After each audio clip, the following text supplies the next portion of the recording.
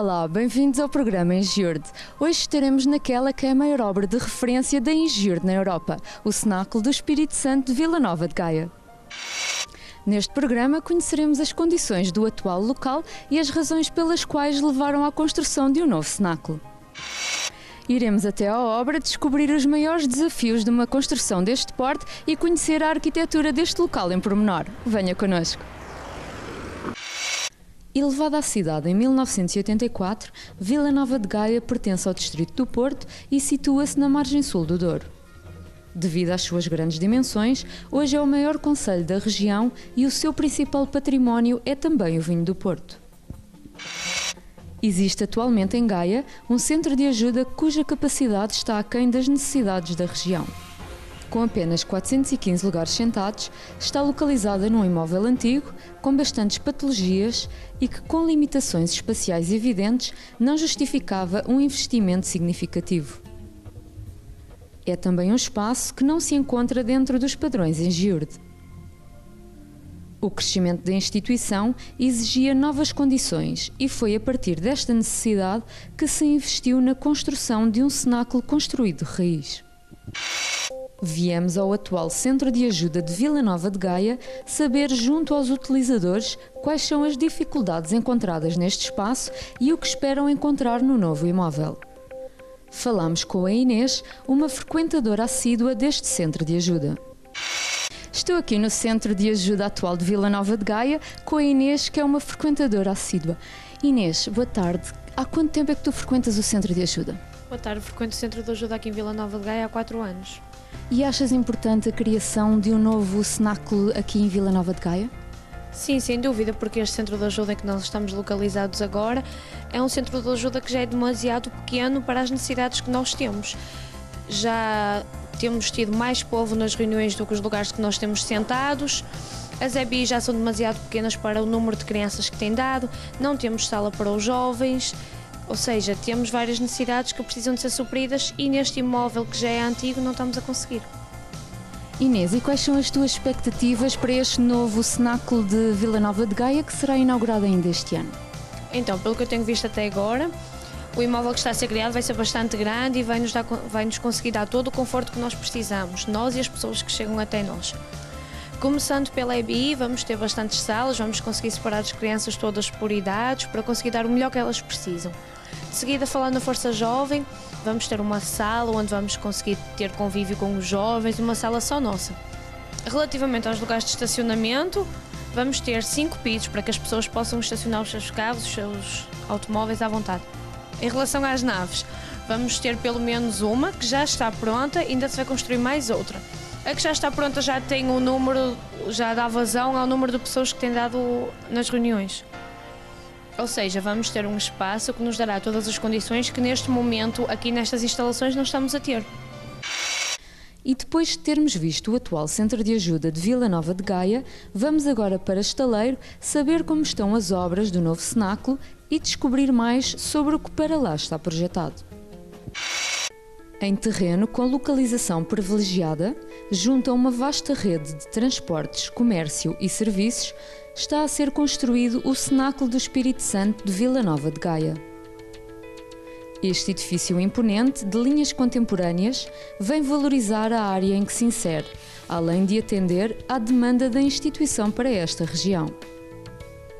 Nos interiores, os 20.000 metros quadrados de construção distribuem-se em 5 caves de estacionamento com capacidade total para 500 veículos, nave principal com 1.400 lugares, batistério com vestiários equipados, salas de apoio e atendimento, nave auxiliar com 200 lugares, café e livraria, sanitários adaptados, EBI com 5 salas e berçário, escritórios, estudos de rádio e TV, cozinha industrial com refeitório e habitações. Com o início de trabalhos em janeiro de 2012, esta obra passou por várias fases. Iniciaram-se os trabalhos com as escavações das 5 caves existentes, seguido de toda a parte de execução de fundações e contenção periférica. A partir desta fase, começou a construção efetiva do edifício através da execução de pilares e lajes, seguindo-se a parte de alvenarias, já concluída em março de 2013. Após quase 2 anos de trabalho, neste momento a obra encontra-se em fases de acabamentos e instalações de especialidades e infraestruturas, tendo a inauguração prevista para o final de 2013. Uma obra que poderá acompanhar através do site iurde.pt/engiurde. É aqui que pode saber qual a progressão da construção, valores pagos e formas de contribuir para a construção da obra. Vamos agora falar com o engenheiro José Boças, engenheiro da Teixeira e Duarte, que é o diretor de obra aqui em Gaia. O diretor de obra é o engenheiro responsável por fazer o planeamento da construção, dimensionar quantas pessoas trabalharão ali, definir o prazo de execução e a logística do estaleiro, assim como acompanhar desde a compra dos materiais até à produção de cada serviço, além de documentar os procedimentos. Engenheiro, sabemos que gerir uma obra deste porte requer muita organização e dinamismo. Que desafios é que foram encontrados ao longo desta obra? Fale-nos um bocadinho da vossa experiência. Nesta obra de Gaia, devido à sua dimensão, um dos principais problemas que tivemos foi a envolvente. Ela está no centro da cidade de Gaia, está envolvida essencialmente por edifícios habitacionais e, portanto, uma das preocupações logo desde o início foi o impacto. Garantir que havia um mínimo de impacto junto da população. Outro dos desafios que tivemos foi a dimensão a nível de caves. Junto à rua, propriamente dita, temos 6 caves, que nos obrigou a projetar e executar uma solução bastante dinâmica, até porque em toda a envolvente do edifício temos várias minas de água. Colocamos algumas dificuldades ultrapassadas com sucesso. Outra das preocupações que tivemos foi o prazo da obra. O prazo da obra, para a sua dimensão, é relativamente apertado e houve a necessidade de garantir que todos os trabalhos eram executados em segurança, mesmo que seja necessário fazê-los com alguma rapidez. Engenheiro, aproximadamente quantas pessoas é que trabalham no estaleiro e quais as funções desempenhadas? O número de pessoas que trabalham no estaleiro varia consoante as atividades estejam a decorrer, mas podemos dizer que, em média, temos permanentemente em obra 100 pessoas, das quais 10 estão ligadas à coordenação da empreitada e as outras 90 serão operários e chefias ligados diretamente às atividades de produção. E para que as pessoas consigam perceber o seu trabalho e toda a infraestrutura que está por trás desta grande intervenção, quais é que são as atividades no dia-a-dia ao longo da obra? Portanto, as atividades da equipa que está por trás da coordenação da obra, que serão estas 10 pessoas que falava há pouco, dividem-se essencialmente por setores. Portanto, nós temos um setor responsável pela segurança, saúde e qualidade e ambiente do trabalho, como o próprio nome diz, tem que garantir que essas atividades o cumpram. Temos um setor administrativo responsável por toda a gestão administrativa e contabilística da obra. Temos também um setor técnico que a responsabilidade é esclarecer e detalhar o projeto, assim como os seus aspectos construtivos, de modo que fique tudo conforme o cliente pretende.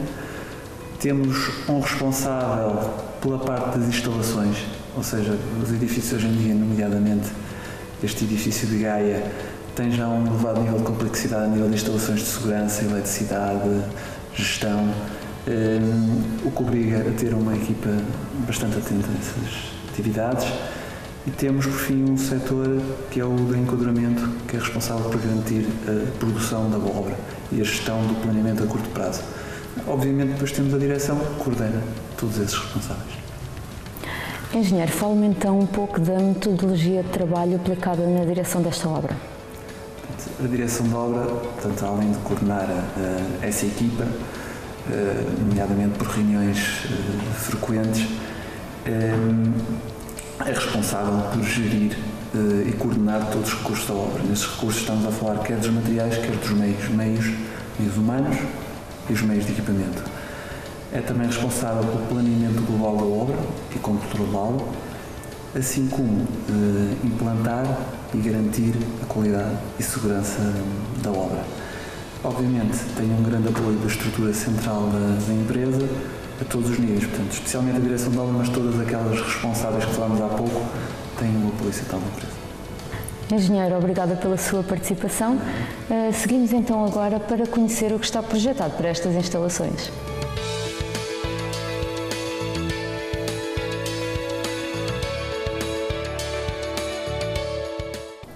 Estou aqui com a minha colega, a arquiteta Luciana, que dentro do departamento da Engiur é responsável pelo acompanhamento do processo do Cenáculo de Gaia.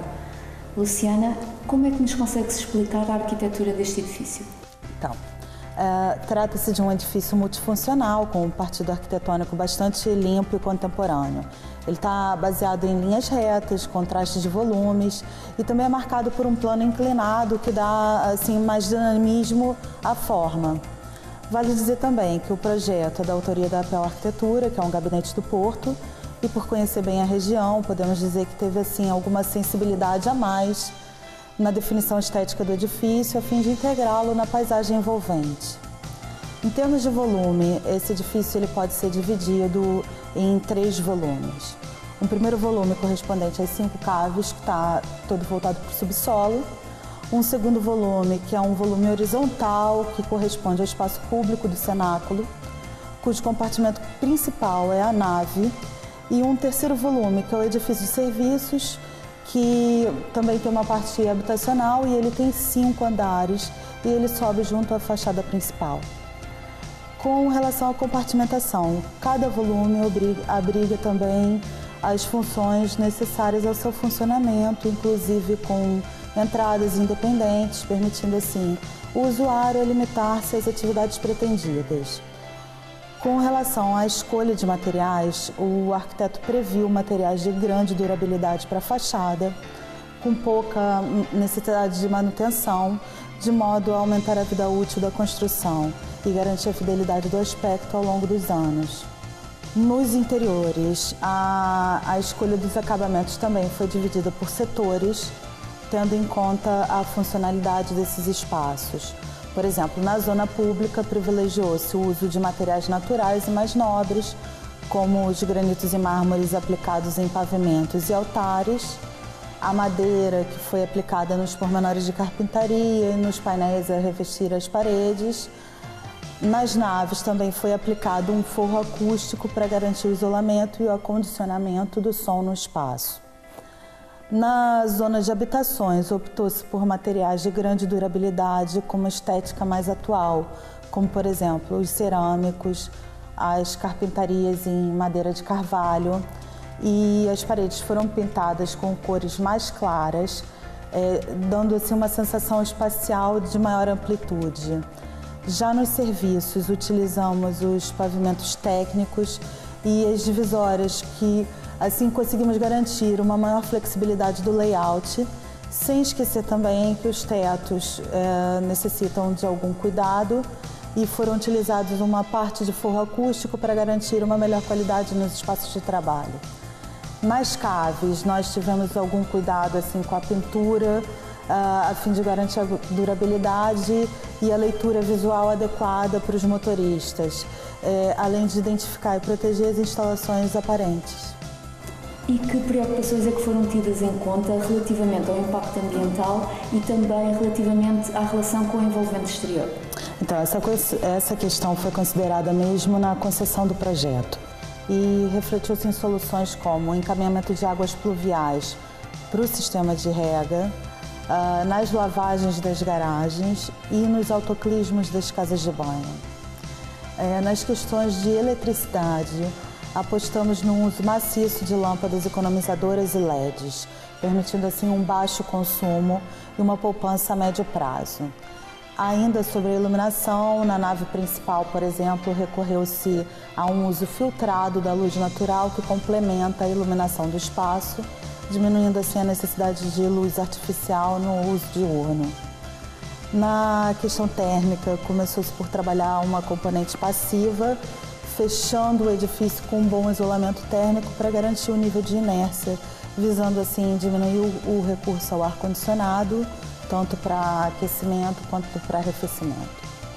Tudo isso é complementado também por um sistema de gestão técnica integrada, que controla esses recursos e adapta de acordo com as condições. Por exemplo, no caso da iluminação, ele controla o uso das lâmpadas em certas alturas do dia, ligando e desligando algumas zonas conforme a necessidade.